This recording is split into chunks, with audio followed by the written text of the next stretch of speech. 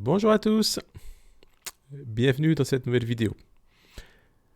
Ce matin, j'ai eu la chance de participer au premier enregistrement d'une nouvelle série de vidéos organisée pour le SEO Camp. Vous verrez tout ça à partir de lundi sur la chaîne YouTube du SEO Camp. Et lors de cette présentation, j'ai notamment discuté de l'impact du Brexit sur les e-commerçants français. Et force est de constater que j'ai pas forcément été très clair lors de cette vidéo et que le sujet méritait qu'on le détaille un petit peu plus. Et donc je vous ai promis dans cette vidéo de vous en dire un petit peu plus, soit dans un article de blog, soit dans une autre vidéo. Donc je me suis décidé cet après-midi à le faire tout de suite, comme ça ce sera fait. Donc vous l'avez sûrement entendu un petit peu partout dans les actualités. Les dernières chances de trouver un accord pour le Brexit sont là en ce moment. Officiellement, je crois que c'était jusqu'à hier. Il y a peut-être des choses qui peuvent se passer jusqu'à la fin de la semaine, d'après ce que j'ai compris. Mais en tout cas, au 1er janvier 2021, le Royaume-Uni ne fera plus partie de l'Union européenne, le fameux Brexit, avec des gros impacts commerciaux et notamment des impacts pour vous, les e-commerçants français. Alors, pour vous expliquer tout ça, j'ai préparé quelques petites slides. Hop, je bascule sur mes slides. Hop, alors, c'est parti. Alors tout d'abord, un petit état des lieux. Il faut bien se rappeler d'abord que le Royaume-Uni, donc qui est concerné par le Brexit, c'est l'Angleterre, l'Écosse, le Pays de Galles et l'Irlande du Nord. Ce Royaume-Uni, c'est un énorme marché pour le e-commerce. C'est le 3e marché le plus important dans le monde.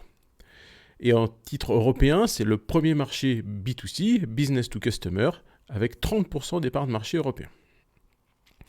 Les e-commerçants français l'ont bien compris, aujourd'hui c'est le 5e marché cible des e-commerçants français, après notamment la Belgique, l'Espagne, et je pense que c'est l'Allemagne qui complète ce quatuor avec la partie française, je n'ai pas vérifié avant. Un consommateur britannique dépense environ 5 400 € par an sur Internet. Donc c'est un vrai marché très intéressant. Il y a du pouvoir d'achat, donc de nombreux e-commerçants se sont lancés sur ce marché-là. E-commerçants français. Mais voilà, au 1er janvier 2021, tout change. C'est-à-dire que le Royaume-Uni va passer dans un mode export hors Union européenne. Donc qu'est-ce que cela implique et qu'est-ce que ça change ? Ça va impliquer pas mal de choses, puisque ça va impliquer des frais de douane, des exonérations de TVA, ou en tout cas des difficultés sur la TVA, on va le voir un petit peu après. Très certainement des délais de livraison qui vont être allongés. En effet, les colis vont devoir être contrôlés à l'arrivée dans le pays, donc forcément des délais. De la même chose pour les retours, des délais sur les retours. Donc ça va devenir difficile de rester compétitif sur ce marché anglais quand on est un e-commerçant français. Il va falloir se poser beaucoup de questions et surtout il va d'abord falloir suivre un certain nombre de procédures. Alors, parmi ces procédures, la première chose, ça va être d'obtenir un numéro EORI, si vous n'en avez pas déjà un. Normalement, si vous faites de l'export hors Union européenne, c'est déjà le cas. Mais si vous n'expédiez que vers l'Europe, vous aurez besoin de vous déclarer comme étant un commerçant qui envoie des produits hors Union européenne avec ce numéro. Vous devrez ensuite rechercher les codes SH. Donc c'est une nomenclature mondiale qui définit les typologies de produits. Et donc chaque produit est associé à un code SH. Et c'est important parce que les calculs des droits de douane sont basés sur ces codes SH. Alors avec la petite difficulté, évidemment, si votre boutique vend des produits relativement différents, il peut y avoir plusieurs codes SH et donc chaque ligne de vos déclarations auront des codes SH différents. Comme vous avez l'habitude de le faire si vous faites de l'export, il va falloir fournir en collant une petite enveloppe transparente 3 copies de facture commerciale de ce qu'il y a dans le colis. En mettant ça à l'intérieur. Donc une première copie va être pour le destinataire, une deuxième copie pour la douane, et la troisième copie, je crois qu'elle est pour le pays qui expédie. Vous devrez rajouter dans cette petite enveloppe les déclarations CN22 ou CN23 en fonction du montant et du poids du colis. Et surtout, vous allez être obligé de faire une déclaration pour demander un numéro de TVA sur le site des autorités britanniques. Alors, pourquoi est-ce qu'on va aller faire une autorisation de TVA ? Eh bien, je vais vous expliquer tout ça. L'idée, c'est que vous allez vendre en exonération de TVA vers le Royaume-Uni, mais ça va être un petit peu plus compliqué que ce qu'on fait vers un certain nombre de pays. En effet, aujourd'hui, les autorités britanniques ont décidé que pour tout panier inférieur à 135 livres sterling, ce sera à l'expéditeur de s'acquitter de la TVA auprès de la douane britannique. Au-delà de ce seuil, la TVA devra être collectée au moment de la distribution du colis. Donc en gros, la TVA britannique est d'environ 20%.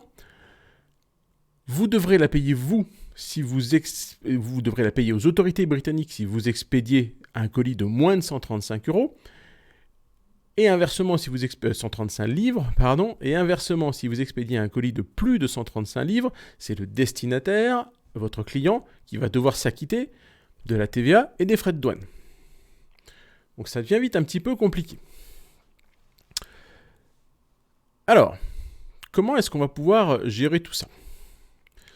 Alors, j'ai pas forcément encore toutes les réponses. Je commence à me gratouiller un petit peu la tête pour ça, pour savoir comment je me le mettrai en place dans mes PrestaShop. C'est vrai que moi, les premières recommandations que j'ai vues, c'était déjà de passer le Royaume-Uni en exonération de TVA, c'est-à-dire de ne pas facturer, de ne pas afficher des prix TTC, mais bien des prix hors taxe sur le site. La deuxième chose, c'est d'aller configurer vos modules d'expédition pour qu'ils prennent en compte votre code EROI, vos codes SH, etc. pour que ça soit généré automatiquement par vos logiciels d'expédition, qui impriment les étiquettes d'expédition. Mais il va quand même rester ce point épineux de la TVA. Donc, j'ai vu des logisticiens qui faisaient le choix de n'expédier plus que des colis d'une valeur de 135 livres. Donc, ils découpent en plusieurs colis. Si ça fait 200 ou 300 livres, ils vont faire 2 ou 3 colis pour éviter de rentrer dans le cas où c'est le destinataire qui paye la TVA à l'arrivée.